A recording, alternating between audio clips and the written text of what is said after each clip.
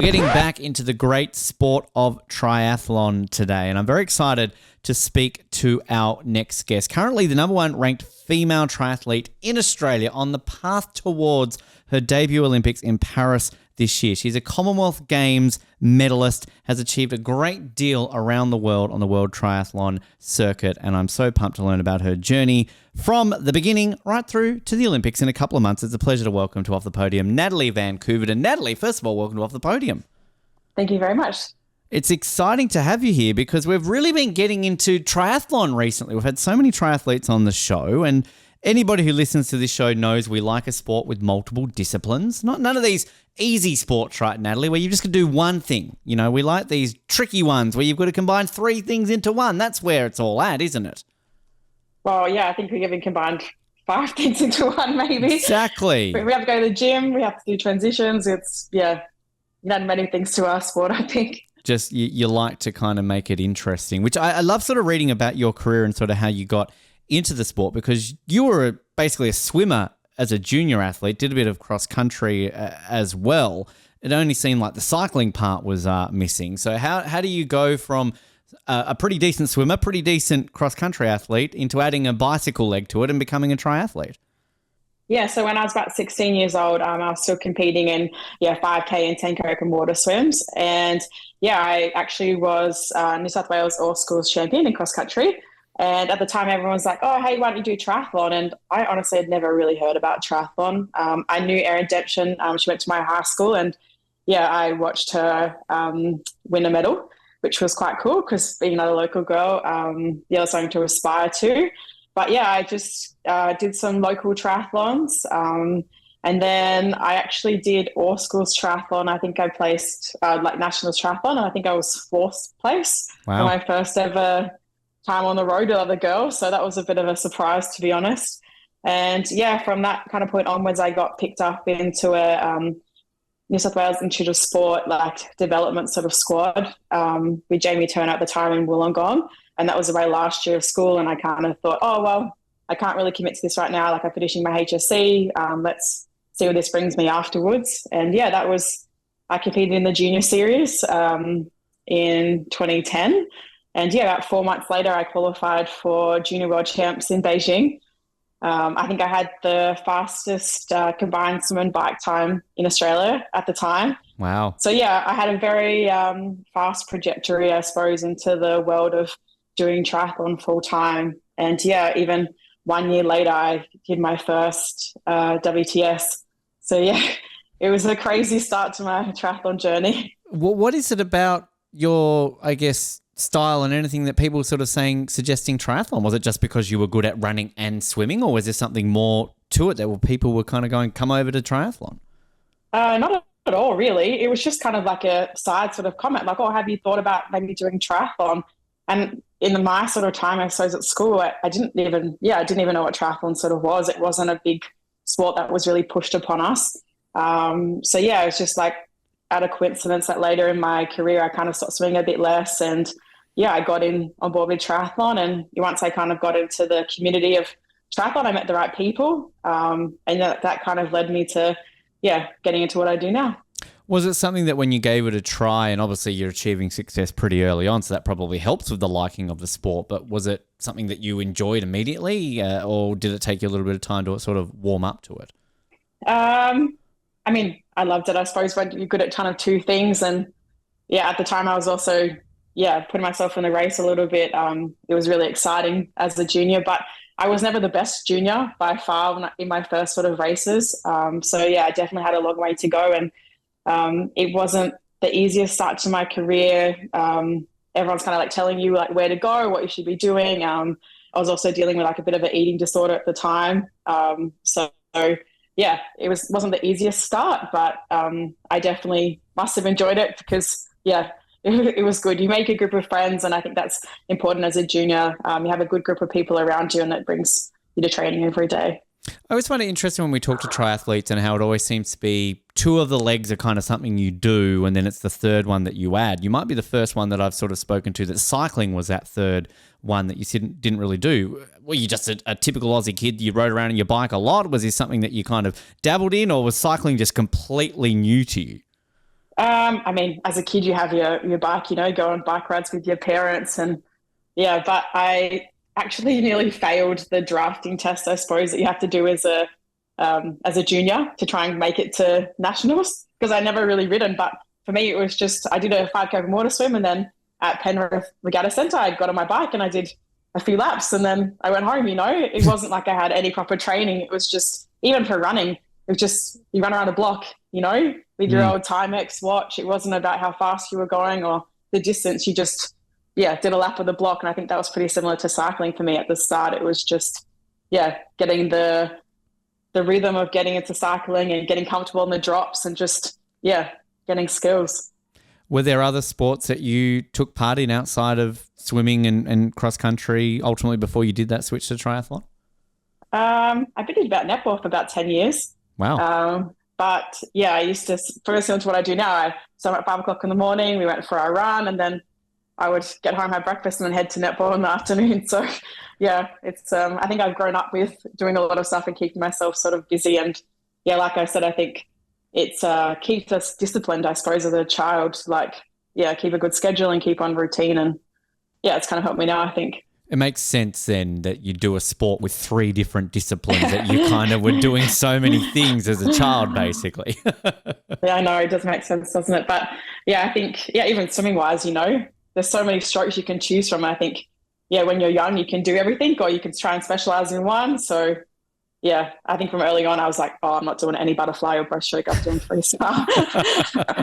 That's the one. That's the one to stick to. Yeah. Which, did you have aspirations then with swimming, cross country for the Olympics? Was this something that you sort of looked at as a child as something to pursue towards? Actually, no, never. I was never the best swimmer.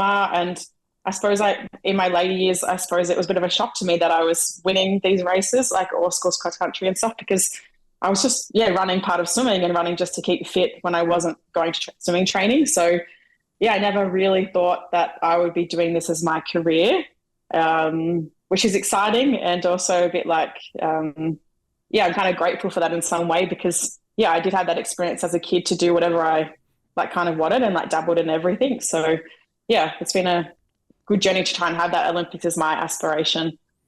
And having Erin, of course, I mean, obviously a little bit after you were no doubt at school, but I believe she came from the same school, and still to this day, our last Olympic medalist in triathlon. I mean, kind of what's it like to sort of have somebody from your area? I'm sure you've probably bumped shoulders with her over the years, kind of like having someone like that to look towards, because I did read a comment that she was a bit of a local sporting icon for you. Yeah, I mean, at the time I didn't really think much of it because I didn't really know about triathlon, but when she was kind of finishing her career, I was jumping still into doing WTS. So we had many conversations about, we even still joke now. Sometimes we'd slide into each other's DMs, I suppose, and just chat about local stuff because, we grew up in the same area and we can relate to, a lot of hardships and what we've both kind of been through in our own triathlon journey. So I appreciate what she's had for me in my junior years and still supporting me now. So it's been great. Because is Campbelltown a bit of a triathlon hotbed now, basically? A couple of you come from there? Because, I mean, I think of Campbelltown, it's, I don't necessarily think of triathlon as maybe the sport that would come from down there. I mean, no, I've always, MacArthur Triathlon Club has always been very supportive towards me. I know I have a lot of people that always reach out to me after races and, deliver their support, and they always know I can rely on them if I have a problem or need some help. So, that's been a great part of my journey because I definitely started there. But I don't think that triathlon is a mecca of Campbelltown, but we definitely have a great area. Yes, but we definitely have a great area to train in and develop as an athlete. So it's a good spot. What's that like 4 months basically after joining a circuit that you're all of a sudden going to a junior world championships? I mean, quite a quick progression there heading to Beijing. I mean, was that the first time then you had been overseas to compete in a sport? Yeah, that was the first time. And that year, actually, I was away for 4 months. So, going from nothing to everything. We gave it everything that year to try and be the best juniors in the world. And like I said, I had other girls around me. I actually had 2 other girls in my group at the time that also qualified for Junior World. So, we had like a little group together and we did some European Cups, and I think I was first and second in some junior European Cups. So yeah, it was a great first year in the sport for me. Must be a pretty good confidence boost then for something that's pretty fresh to you to all of a sudden be coming back home with a couple of golds and silvers around the neck. Yeah, I mean, I had very high aspirations for Beijing, considering I come off a very good domestic and earlier European season. But yeah, unfortunately, I crashed. I still have the scar on my hip to show it. So it wasn't my best junior worlds, and unfortunately, it was my last junior worlds. But yeah, I think it was a great. It showed me that I do have the potential to hopefully do this an elite pathway, and raise my first WTS. Not even a year later. Can you give us a bit of a rundown of what the WTS circuit is like, particularly for somebody starting off afresh? Obviously, you've been on the circuit for quite some time now, but do you sort of remember getting thrust into that competitive environment at that age and what that was like? I suppose I really looked up to a lot of people, especially the Australian women at the time. We had so many great women, and it actually was really hard to get onto a WTS start list. The first start list I rolled onto was Sydney WTS, which was amazing because it was my home. But yeah, I think I was the 7th or 8th Australian woman to roll onto that start list. So yeah, I was around a very high caliber of women. But yeah, it was very nerve-wracking, and I actually had a good race. I made the front group, and I think I maybe finished 37th for my first WTS. So yeah, it was exciting. And I think that's gave me the opportunity to show the high performance team at the time that I was capable of racing more. And I'm pretty sure I raced the whole series pretty much that year. So yeah, it was a great start. And we've seen progression through the sport. We talked to Matt Hauser a couple of months back just about some of these countries now that we're seeing come into the foray of the sport. You know, it's much more than just the traditional countries we've seen in triathlon. I mean, what's that been like sort of through your journey through that, to see some other nations entering the fray into triathlon? Not just Australia, New Zealand, South Africa, sort of these countries. We're getting, Bermuda and Norway and places like that maybe some of these traditional triathlon countries aren't used to getting beaten by. I mean, I think it's great for the sport actually, because they've actually brought a lot of race opportunities for us. Like, I don't think we've ever thought we would race in Bermuda, and it wasn't for Flora Duffy. And I think that was such an awesome experience because the crowds were amazing there for the women's race. And we don't get that very often. It's normally the men that get the bigger crowd. So to have a women's race that was just so crowded was an amazing experience. And I think even with Christian and Gustav, that brought in the Bergen World Cup a few years ago. So yeah, I think it's great to see such development in the sport. And obviously, the Olympics also showcase that we have such a wide range of countries now competing, and I think it only can get better. Like I said, they're very developmental countries still, but they're showing that they have the power to do so. And yeah, I think they're going to be ones to watch in the near future because they're all still very young. Yeah, well, that's the thing. We keep just talking about Norway on this show, that far more than just a winter powerhouse now. They're doing so well in summer sports now that they're getting quite scary, the Norwegians, at how good they're getting at all the different sports. I know, it's crazy, but yeah, it must be all the indoor training, riding or something. It's giving them some good mental toughness out there. And yeah, it's great to see that, even with Sweden and other countries like that, there's the young development girls now that are coming through and actually winning World Cups. So yeah, it's really good for the sport. Are there other countries that we aren't really aware of, maybe some of us casual observers who are sort of only seeing triathlon at the Commonwealth Games and the Olympics, countries that we really need to be keeping an eye on, Natalie, for the future? Oh, that's a very hard question.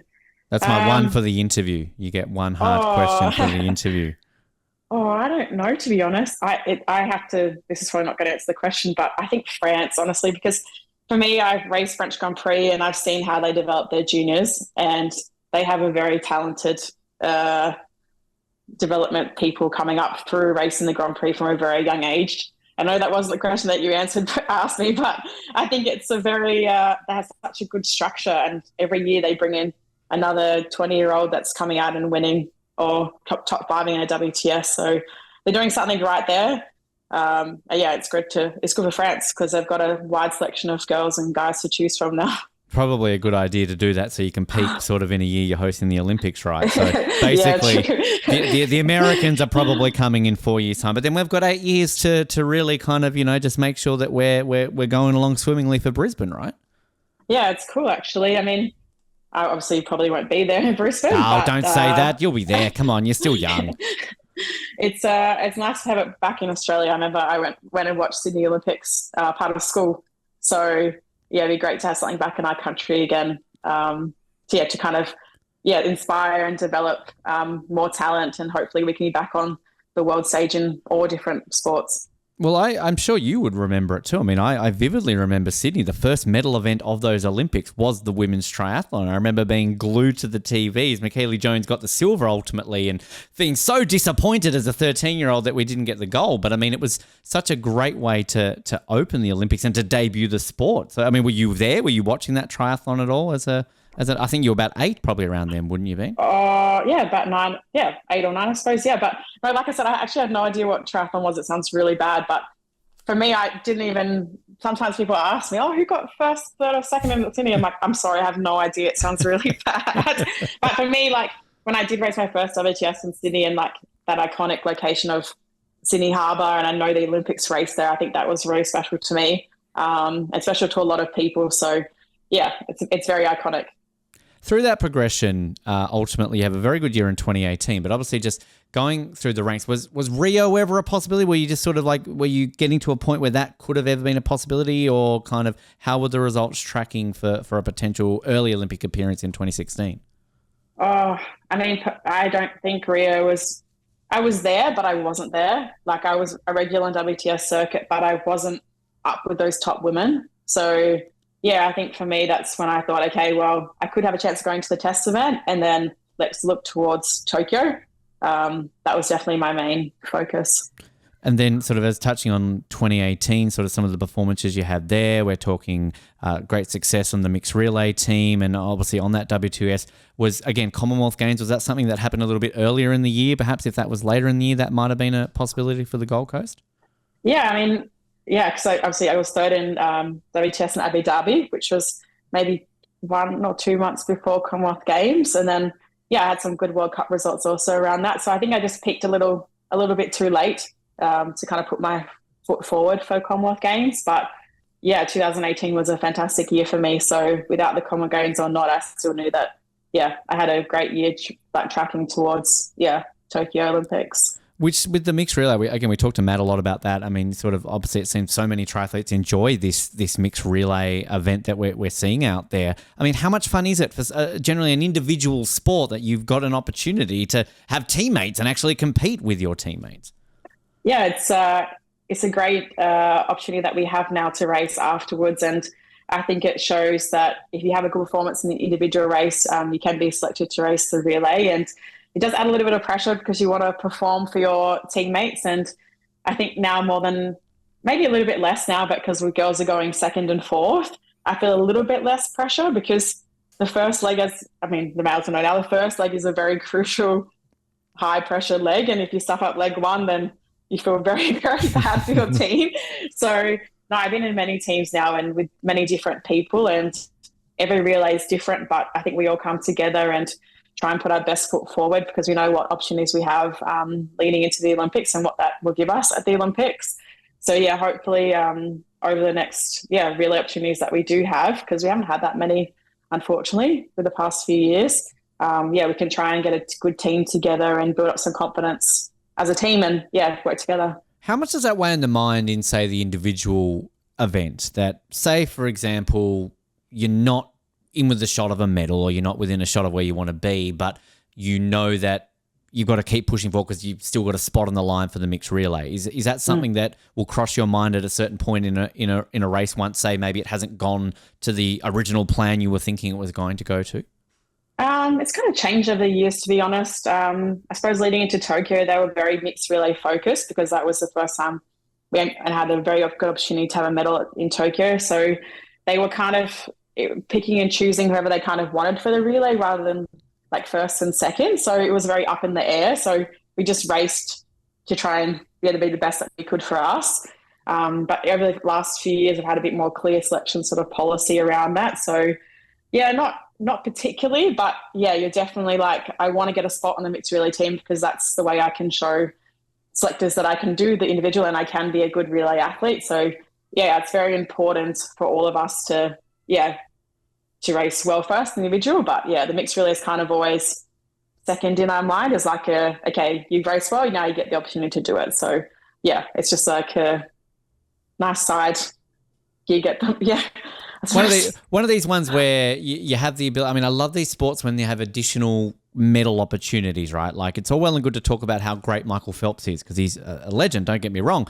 But of course he can win like 25 gold medals because he's got like 25 events that he can win medals in. Whereas certain sports like triathlon, until previously before Tokyo, you only had one chance to win a medal. So now that it kind of opens that field up, right? That we can be talking here to you in 8 years' time as, 4-time Olympic gold medalist because you've had that opportunity at 2 different Olympic Games, right?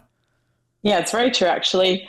Yeah, it's like, I think after Emma McKeon maybe won 8 or 9 gold medals in the last Olympics. I was like, oh, we can't, yeah, like I said, we can't even do that. But I think it's great now that even maybe if we don't have the best performance that we have in the individual race, we can kind of, okay, maybe 2 days later, we can mentally switch back on and go give it all for our team. And I think that sometimes brings out the best in us. We actually, the individual race maybe like was a bit of a warm up, and then we can, go full gas for 20 minutes in the mixed relay. So yeah, it's a great opportunity now for us to, hopefully do a little bit better than what we did in Tokyo, and hopefully put our best foot forward in the next couple of races that we do have.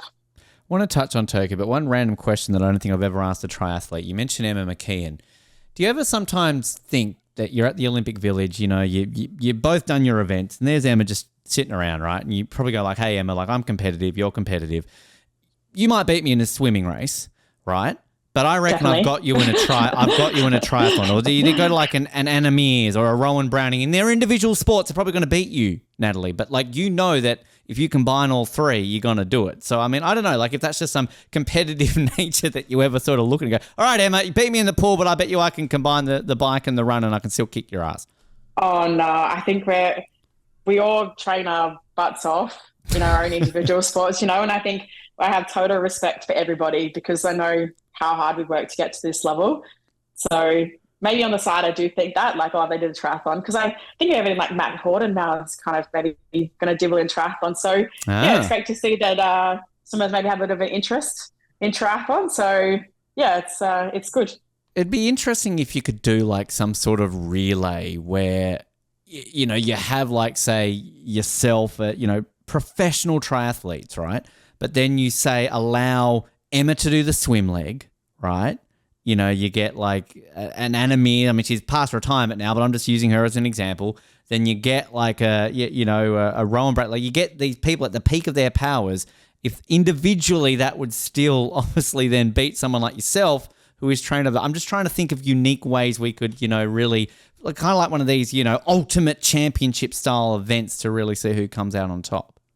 Well, I also thought about that for Super League, actually, because when they have these, like, you can be the best swimmer or the best biker or the best runner, realistically, you just bring a swimmer in and they could get you points to be the best. Yeah, it doesn't matter, So, you technically could, they could just do the swim leg, get on the bike and get lapped, and they still get plenty of points. So, it's actually a realistic concept when you think about it. You're welcome. World Triathlon, you can take that if you want, and you can use it for free. You're welcome. We always like to try and provide some ideas here on off the podium.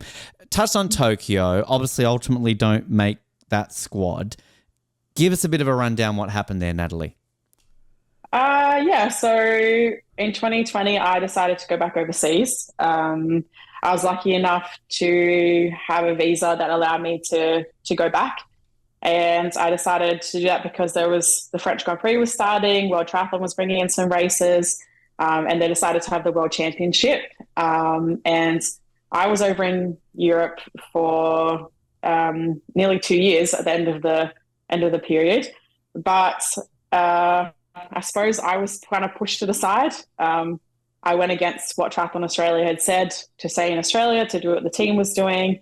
In many instances, I was basically in some way or another blocked from racing or tried to sign different things so then I couldn't race, or athletes were voting on me for racing because I was doing something different to them. I was having pretty good races, actually. I was racing all the World Series races, still being quite consistent on the series. And I suppose for me, I kind of knew what was happening in Australia. I knew they were trying to plan on trying to get the 3 spots at the time, because we only had, I was second ranked in the Olympic rankings, and we just wanted to get 3 spots to make it safe that we had an extra person for the relay. But yeah, it was, I kind of knew about how they were trying to manipulate the sort of system, and I was trying to keep doing the best I was overseas to try and put my best foot forward for the team. But yeah, by the time I got the phone call and I got the answer that it was a no, everything that I was second guessing about what I was doing and everything else about being overseas and them wanting me to come back to Australia was all kind of true. And it was very sad. It was lots of other stuff happened, obviously, but yeah, it was very disappointing in the process that, I was the second Australian the whole Olympic cycle. And yeah, I wasn't chosen for the team of discretionary selection, as they were kind of focusing more on maybe a relay athlete and someone else that they had decided was better than me through racing, maybe some Oceania races or whatever. So yeah, it was a very hard period for me. I was very anti-triathlon Australia for a very long time, because I didn't know what I did wrong. I thought I was doing everything right to put myself in the best world performance, because that's what I wanted to do. I wanted to show them that I can race against the best. I can be at the best level that I can be leading into the Olympics. So yeah, I appealed and didn't win. So yeah, it was a hard time. But then, yeah, once I got back onto the circuit after not making the team and obviously watching what happened in Tokyo, it was hard for me, because I was like, I wanted to be there. You know, I wanted to show them I could have a really great performance. And yeah, it was hard, but I hope that, post this, I've kind of got back on my 2 feet and get on the next road to Paris. It's always these moments, though, that I guess does push you towards the next stage in your career, doesn't it? That you can sort of take that disappointment and no doubt all the pain and everything that came from that to push towards Paris. I mean, is that something that maybe on one of these hard days in the lead up to qualifying, hopefully for Paris, that you can kind of bottle up and take and make sure that this time around it's not going to go that same way? Yeah, I think for a long time I was trying to race to prove to the Triathlon Australia that I was the best, which is the wrong way of racing. I should have raced to be the best athlete that I can be, and that's how you have your best performances. And I think over the year post the Olympics, I had to kind of work on getting out of that to try and race for me. I just hope that now, like, I've made the right decisions to put me on the best path for that.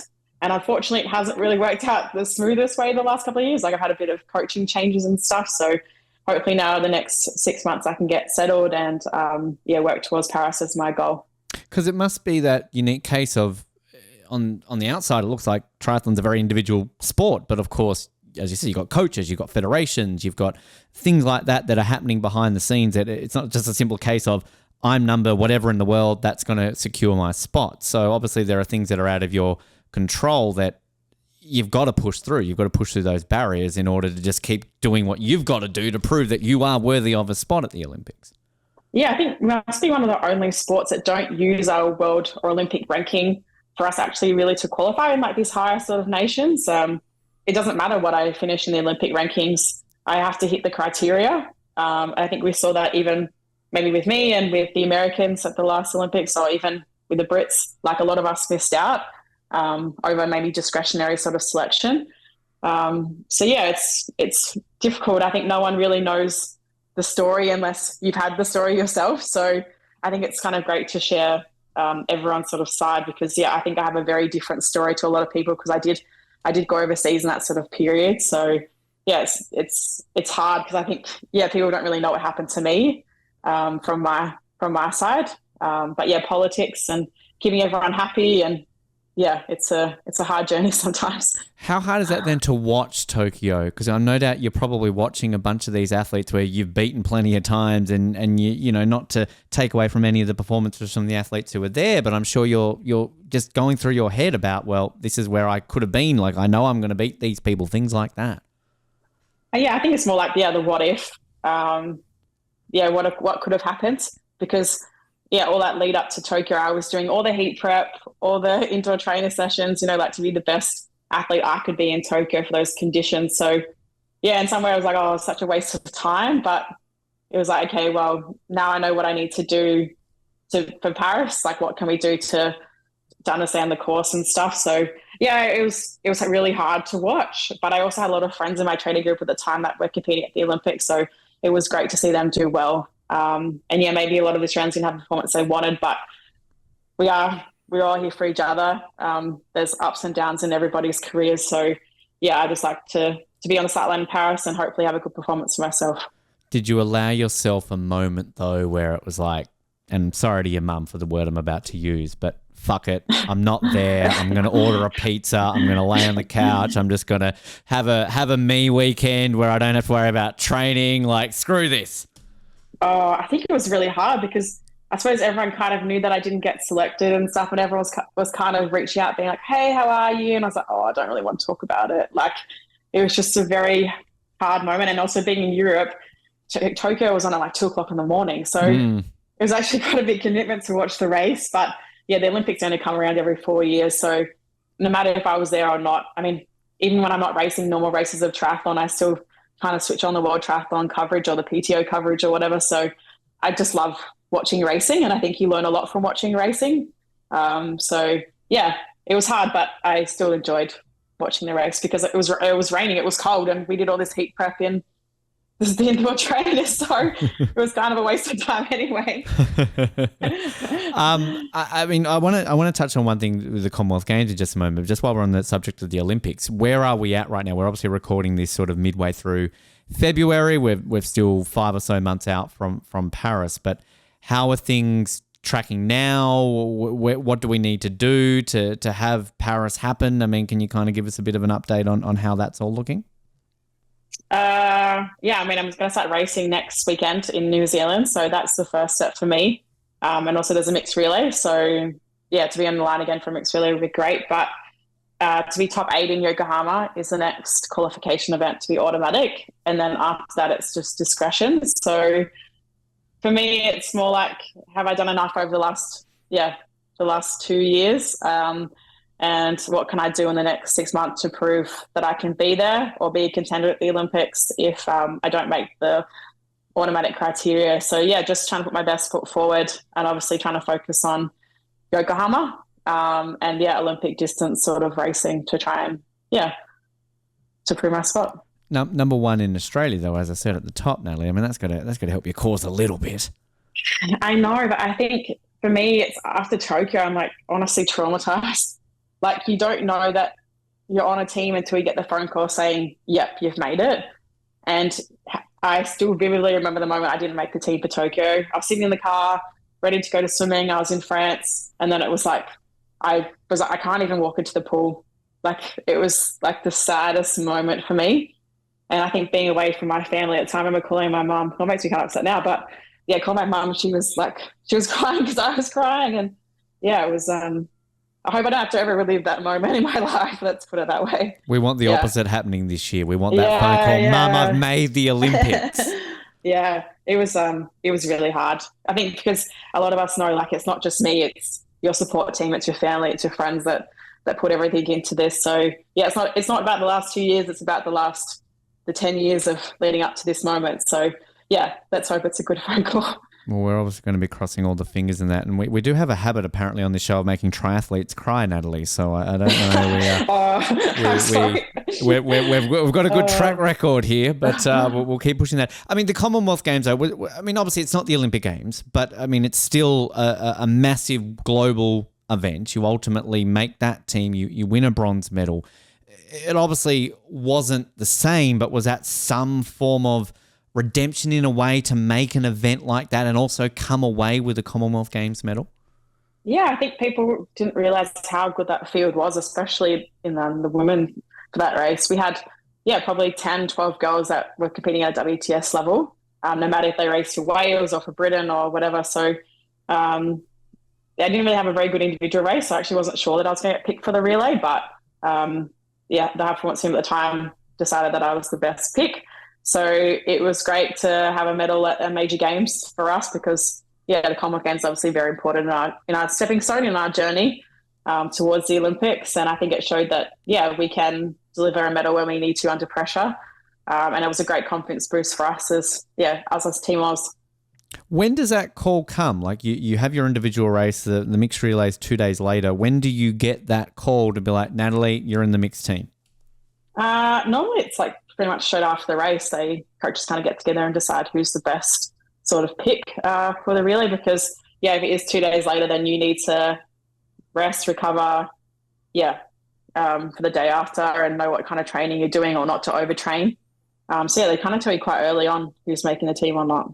It was on the training side of things with such a quick turnaround. I mean, you've got to have some form of recovery from having your own individual event to then quickly turning around. Obviously, the mixed relays are a little bit shorter and kind of all that side of things. But how do you then, like, what is a day in between just training and kind of getting prepped? I mean, kind of what can you do in that less than 48 hours, essentially? Oh, especially after Olympic distance, it's just like a flush. It's just like to keep moving, really. Like, you don't really need to do any hard work because you've done that the day before. So it's just trying to get the body moving. Yeah, get ready, like mentally even more for like 20 minutes of pain. 20 minutes of pain. I love that. Is that how you try and get young athletes into the sport? You want 20 minutes of pain? Join triathlon. Yeah, it's great. That's what you want.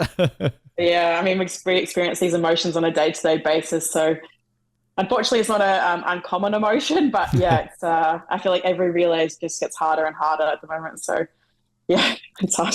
How do you, outside of the competitive side of things, just general life in a Commonwealth Games, being in a multi-sport environment, was there any opportunities to check out some other sports or kind of, hang out with any of the other athletes? I think Matt mentioned that the triathletes were sort of not really in the main Birmingham village, but was there any opportunity to kind of congregate with the other athletes at all? Not at all. We were under a very strict COVID policy still, so yeah, we barely did anything. We just kind of got in for the race and left. So it wasn't the best. I suppose, it was, I suppose, a mixture for a lot of people of Tokyo, but now we're like kind of phasing out of COVID. But unfortunately, no, we didn't see anything. What did you do with the medal? We always love to find out what our guests do with their medals. Is it something on display in a sock drawer? Like, what do you do with it? My medal is finally back at home. It was in Europe for a very long time. And my parents, like, the first time I came back to Europe, I came back at the end of 2022. They're like, "Where's your medal?" And I was like, "Oh, I left it in Europe." They're like, "Oh, everyone wants to see it." So, yeah, next time I came back, I had to make sure I bring it. But no, it's actually hanging on my up in my room, which was quite cool. It's a good reminder. Good reminder, because I always find it fascinating just what people do with it and kind of how they display it, being Olympic, Commonwealth Games, World Championship, anything along those lines. Is it something that you one day will look to kind of put on display, all your medals next? Obviously, your multiple Olympic gold medals that you're going to have. Like, kind of, is that something that you hope to have? I mean, I actually have my first my first World Series medal framed with a photo of me sprint finishing for the line. So yeah, hopefully maybe I can try and put my Commonwealth Games medal with like a bit of a team photo. Would be quite cool. Maybe in a gym, in like a woman's man pain cave or whatever you want to call it. Hey, so that sounds good to me. That works. Yeah, it's good. Is it something too, like, again, this is just coming from that Olympic/Commonwealth Games fanboy, Natalie, when it just, if I was in your shoes, I'd be keeping everything, like things like uniforms, things like that. Is it just, do you keep sort of the special ones, like a Commonwealth Games tracksuit that maybe, one day you can show the grandkids and go, this is what grandma did? It was really cool, actually. I kept the blazer. I think that was like a little opening ceremony uniform. But yeah, we got like some R.M. Williams stuff, which was also quite nice. And I just kept like odsies of like the running kit, of like the tracksuit or whatever. But in all honesty, we got so much stuff that I still have stuff in wrapping because I'm never going to use it. So hopefully, one day I can ship it out a little bit because I don't really know what I'm going to do with it. So yeah, we're very lucky. We got a lot of stuff, but yeah, it's trading. Keep it for trading one day. Yeah, maybe. Yeah, one day. Yeah.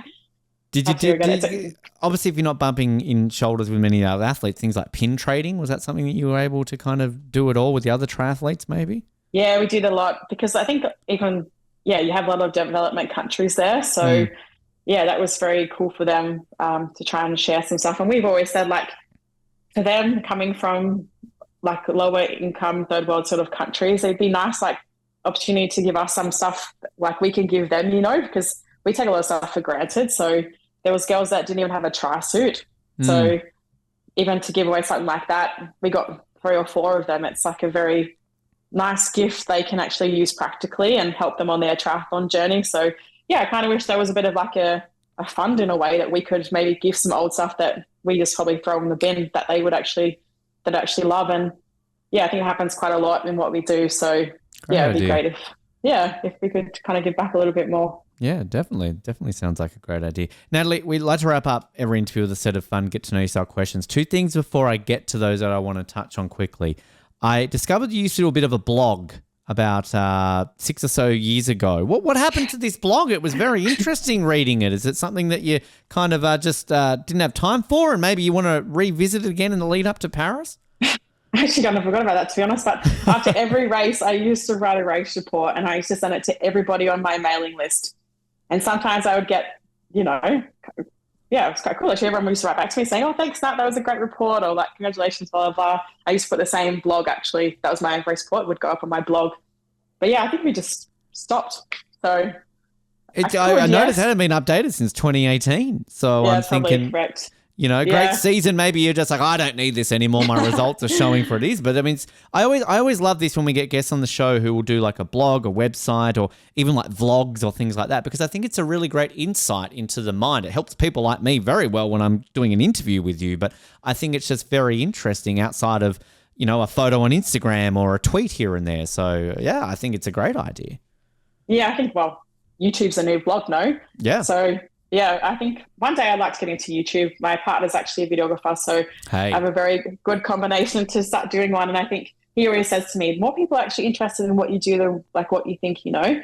So yeah, I mean, I watch many other triathletes' videos and a lot of other sports. So yeah, hopefully one day I can put myself out there a bit more and get into that. And it also could lead into like some sort of backdoor pilot. You could have sort of like a Drive to Survive Netflix style show following triathlon. I mean, and pretty much every sport has one now. I mean, I don't know is there one on triathlon or is there one coming on triathlon? I feel like these little versions that Super League and maybe PTO do are like the Netflix version, I suppose. Yeah, but World Triathlon hasn't really caught up yet. So maybe or interlink one day and we'll get a little bit of a insight into all of us. We'd like to see it. The other thing we're doing in all our guests in the lead up to Paris, we have on this show, Natalie, our own Olympic mascot, a show mascot. So I'd like to introduce you to Cherry. I'm sure you can tell he's a chair. I'm going to stop asking people what he is because he's kind of obvious that he's a chair. But I would like to get your thoughts on Cherry and to see if you think he might be a bit of inspiration for you in the lead up to Paris. He's been through a bit of adversity himself too. He's got a bit of a bung leg and a couple of, bandages here and there. Like how could you use him for inspiration in the journey to Paris? The dog got him, maybe. Was he a dog thrower? He was thrown across a room by an angry Canadian, but we'll go with the dog. So, I mean, he's cool. I feel like, he has a medal. Yeah. If you've had a good race, you can take a seat. Yeah. Take a little break. I don't know if it gets too hard, you can take a break, but... You're the first to say that. That's a very valid answer, actually. Yeah, I always think about that when I run past benches when I'm running. I'm like, it'd be really nice to sit down right now. Hey, this is a triathlete's best friend, basically. It is, honestly. Going through that. All right. Well, I'm glad we're getting these sort of, words of wisdom for him and kind of that. And as we keep saying, we're going to work out a way to get mini Cherries done, even if being in pin form, and we can get you one and he can be used as some form of inspiration for you. It's Paris. A recovery yes. After a good race. Exactly. Recovery chair. A recovery chair. We need to get full size. Like, we just need to go to like Kmart and get some chairs and paint them orange and put a chair. You probably could buy it at Kmart, to be honest. Probably. That's actually smart thinking. I like where you're going with that. All right. The ideas we get on this show. Perfect. Now, as I said, we wrap up every single interview with a set of get to know yourself questions. As always, these are based on a Team Canada questionnaire they gave their athletes ahead of both Rio and Pyeongchang. There is always an optional drawing element if you like. How are your drawing skills? I'll ask you that first. I drew a monster for a 2.5-year-old yesterday and I said it was shocking, so probably not great. I mean, that's not terrible though. I mean, I'm sure the 2.5-year-old appreciated it. He did. Well, there you go. If you feel the urge to, you can draw a picture of yourself, an Australian animal, and what you think a cool Olympic medal would look like. So that's just some options if you want to flick it into us, we can put on social media. So Okay. just putting it out there into the big wide world. But we'll get into the real questions, and I'll start off with your favorite Olympic moment of all time is? Oh, I think it was when I actually went to Sydney Olympics and watching, I didn't actually personally watch, I was at the track before this, but yeah, with Kathy Freeman, I think was a pretty iconic moment. And yeah, I think being there when I was young was like, oh, that's so stuck. I think everyone knows about it, you know? So I think for me, that was probably a very special moment, was having the Olympics on home soil. And yeah, from Sydney, it was great to have that moment as inspiration. It's still being shown around now. So yeah, I'd say that moment. I'm still such that Olympic geek that whenever I go see an event at Stadium Australia, I'm just like, this is where it happened. This is where it is. Yeah, it's so cool, honestly. Yeah, even the swimming that happened at the time and stuff. It was it was cool. I mean, yeah, when you're 8 or 9 years old, you're in awe of these people, you know. So 100%. Yeah, it was great to see it. And now we're reaching this age, Natalie, where I get people on this show and they weren't even born for the Sydney Olympics, and it's just kind of like, what is life? I train with 20-year-olds every day, so it makes me feel old. Yeah, good for them. They'll remember Brisbane, hopefully. As a kid, your favourite sports team was? Sydney Swans. AFL girl. AFL so, girl, yeah. Yes. Love it. I was very lucky. My dad used to get corporate box tickets actually through his work. So we used to go to like random games and watch stuff. So yeah, I've always watched the AFL. And yeah, when they lost in 2005, I think it was, after they won the premiership in 2004. Yeah, they won. They won 2005, 2006 was the year they lost. Yeah, exactly. Yeah. It is. Yep. Yeah. And I remember crying. I was like, they're my team and they lost. So yeah, 2012, right? Then, that kind of... Yeah, exactly. Yeah. They're trying to do well now. I'm like in a bit of shock. So, well, as a Carlton supporter, I was 8 when we last won. I do remember it, but it's been a bit long. Sorry, we knocked you out of the finals last year, but yeah, it's okay. Also not Thanks. sorry. It's so we've been through enough pain. It's all right. You should give us that one. If you could be any superhero, who would you be? Oh.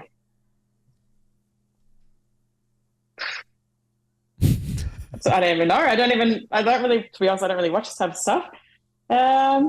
That's all right. We can bypass that one if you like. Yeah, bypass that question. Yeah. Two difficult questions in an interview. I'm doubling my usual intake right now. I like it. Your favorite music artists are? Oh, I don't think I have a very favorite artist, but I like dance, like remix sort of music, stuff that like maybe with like pop songs, but they've like put a sort of like a dance beat to it. Like that's really my type of music. So yeah, like gets me out the door in the mornings. Is that pump up? Like, do you use that at all for a race? Yeah, exactly. Yeah, I just try and find good playlists on Spotify. And once I find a good playlist, I'm like that person that's stuck on it for the next 2 months. And I'm like, I've heard this playlist for so long now, but I refuse to change because I like it so much. So yeah. Is it a bit superstitious too that like maybe if you've got a list and you keep getting good results after listening to it, you just can't get rid of it? Sometimes it's a song. It's generally like one song that's like, okay, this is my song I'm going to listen to on the trainer before I like go out to a race. Mm-hmm. But yeah, my actual playlist is called like Vibes. So I just have like all my good vibe songs that like can work for like being at home or they can work for me like running. Yeah, it's like a good combination. Nice. Do you have any other sort of routines before a race? Like you got to put a shoe on a certain foot first or wear a certain sock or something along those lines? Not really as such. Oh, no, not at all. No? I think every race is so different. It's like you can't have a routine. It's too stressful. It's always something happening. So I think I just Your routine is to not have a routine, basically. I think it is actually. I know what's going on. Yep. But you just have to get on with it. If something's thrown at you, you just have to adjust. As long as you know where you are and that you're about to jump in the water to start a race, then you probably... Yes, I mean, I've had a few dreams where I've missed a race start, so hopefully it never actually happens in real life. Just don't show up to like the sport climbing in Paris and go, oh shit, this isn't my event. What am I doing here? This is wrong. This is wrong. Your favourite place to compete is? I think either I would say in Japan. I love Japan. just like it's always a good build up. The people are lovely. Like I just really like the course there. I also had some good results. But yeah, I think Hamburg's always been a pretty special one. The crowds there are absolutely insane. They always come back the same as the year before, even better. So yeah, and I think, I've had some good results there also, but I think I've also raced in Hamburg maybe 13 times now. So it's got a special place for me. In my triathlon racing career. Now, I'm sure you often don't get comparisons between Hamburg, Japan, and Devonport. I'm from Tasmania. I'm not from Devonport, but I believe they have a bit of a triathlon scene. Have you competed much in Devonport over the years? I have. Devonport was like one of my first ever junior races, actually. And I actually got the Spirit of Tasmania home. Convenient. It's right there, right? Yeah, I really did have to get the Spirit of Tasmania back to Melbourne and then get the train from Melbourne to Sydney because there was no more flights. Wow. So, that's a long journey. Yeah, it was. But it shows you my commitment to triathlon. I really loved it. And I actually came home. I won. So I came home with a cheese board. I still have it at home. So it was incredible. How very Devonport. My cheese board on the ferry back to Australia.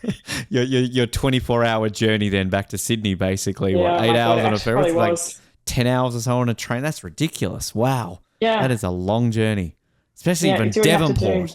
I know. But yeah, Devonport is it's quite known now. I think there's a race there in March this year. I don't think I'll be going, but every year it's like sprint Oceania champs or Australian champs. So yeah, lots of people do actually go there. I will say, as a Hobbartian, Devonport is the second best city in Tasmania. So sorry to Launceston, but it's true. Let's be honest. If you could eat one food for the rest of your life, what would it be? Oh, I'm going to say chicken schnitzel. Oh, yes.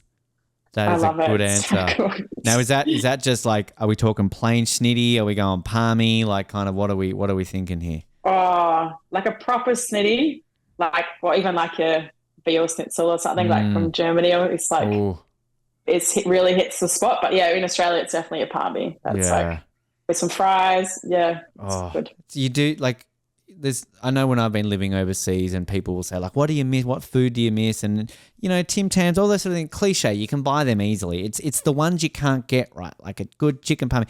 Dim sim. I'm a sucker for a good dim sim, which you can't get a proper Aussie, like trashy $2 takeaway store dim sim like overseas, can you? Yeah, but it's like sushi, right? Like we have chicken sushi and everyone's like, that's not sushi. I'm like, yes, it is. It works. To us, it is. Yeah, so... Oh, yeah. Good answers. I like that. What's one thing that you have always wanted to do? Oh, that's a hard question. I feel like I've actually done quite a lot in my young life, to be honest. I was a bit adventurous when I was young, so... things like skydiving, things like that. I have skydived. Yeah, right. I wouldn't do it again. I like my life too much, so I wouldn't do it again. That's a good answer. I think just like maybe travel more within Australia and New Zealand, I think that's like something that I would love to do. We travel so much around the world and we see so many different places, but I think we underestimate how good it actually is here. And the little time that I spent in New Zealand, I loved every second of it. So where do they do the triathlon? Where's the sort of the events in New Zealand? We have one in Napier in a few weeks. I'll be heading to Taupo at the end of the year for 70.3 World Champs. New Plymouth have been over the years. I did Auckland World Champs. Great. Yeah, so quite a lot actually. Quite a few. Yeah. Kind of North Island, it sounds. They don't do any in the south, do they at all? Or? Yeah. Wanaka is on this weekend actually. Right, of course. Okay. So yeah, they do. They do. It's just whatever you want to go to, I suppose. Yeah, true. Well, actually, it's funny you mentioned sort of wanting to do a bit more traveling around Australia. The question here that they asked the Canadian athletes, your favourite place to visit in Canada, I'm going to go with your favourite place to visit in Australia is? I think I was very lucky a few years ago to go do the Hamilton Island Triathlon. Oh, nice. And we went out to a few different islands when we were up there, and honestly, it's so beautiful. Like, it's great to see, that type of area. And you don't really see that anywhere else in the world. Like people always say, oh, the beach is so nice in Europe. And I'm like, no, It's not a beach. We're really Come living on. life here. And also, I think, northern Queensland is a beautiful part of the world. And generally when we go on holidays or when we've been on holidays as kids, have always come up to Queensland. So, I really like it up here. What was the slogan they used to say? Where else but Queensland? So, Yeah, it's true. Probably fits that quite well. Your favourite cartoon to watch growing up was? Oh, I used to watch, what's the show? Like Saturday Morning Disney and those Cheese TV and stuff. Cheese TV, yes. There's stuff like that was on. I used to love that type of stuff. Yep. Don't have that anymore, do they? I don't know what kids watch these days. I sound so old when I say that sentence, but like, what do they watch? You know? I used to come home from swimming on a Saturday morning and try and win the jackpot prize. That's what I remember. Did you ever win it? Did you ever win it? I never won it. No. Damn. But those shows that were on there were always, I loved them. They were great. What's the they had Channel 9 had like a Warner Brothers one, didn't they, with like Looney Tunes on an afternoon. I remember coming home from school. I think it was maybe just called Warner TV or something like that. But I was probably too busy at swimming training, so I probably never watched it. Us non-athletes just coming home being lazy, right? You know, not training for an Olympics. We got to watch Looney Tunes. If you had to do karaoke, what's your one song you would sing? No songs. No to karaoke? No one needs to hear my voice. Well, there goes that one. I was going to start playing some music if you had started going there. So no karaoke. All right, there we go. We'll scrap that next one. Last question for you today, Natalie. If you could be an Olympian in any other sport other than your own, what would it be? Oh, there's so many to choose from, really. I'll probably have to do something of like swim, bike, or run, to be honest. It'd be nice. Yeah. It'd be nice to be really, really good at one thing. Because I know lots of people say that we're just average at all three. So, I mean, I've always loved swimming, so I'm going to say swimming. Really, like when you watch a good swimmer swim, it's just like, it's just so nice to watch. I've been watching Doha at the moment, World Champs. Yep. And I'm like, I wish I could be like that. It'd be so nice. Maybe if you weren't recruited, it could have been you right now. Who knows? Probably not. Never say never. Never say. We learn so much on this show about so many sports where people get pinched from other sports. We see it so much in, say, aerials, that just leave the gymnasts alone. Let the gymnasts become gymnasts and stop stealing them to be aerialists. We want to see these people who are getting poached from sports, Natalie, to stay. So you could have been better than Emma McKeon. You could have been. Who knows? Yeah. I could have been, Whoever recruited you, blame them. Go back through that. My coach. Yeah. Damn. Took away a career. Natalie, it has been so fun to learn about your career and everything else, and get you to be so honest and open with everything that has happened across that. We're crossing all fingers and toes and everything for you ahead of Paris. And if people want to follow the journey, obviously, if you're restarting the blog, great. But Instagram, Twitter, where can people follow you along the way between now and Paris? I suppose I post a lot of my stuff on Instagram. That's probably my main. And actually my Facebook athlete page is where I generally try and post both my stuff. So, hopefully people can follow along, learn a little bit about me also. We will tag you in that in our post and this, so people can follow you on that journey, and we look forward to that. I do also just want to quickly apologise to your mum for dropping a couple of swear words. That was my bad. I apologise, but hopefully that hasn't taken away from her enjoying hearing her daughter on this episode. So we've enjoyed you here on this show, Natalie. It's good. Thank you for having me.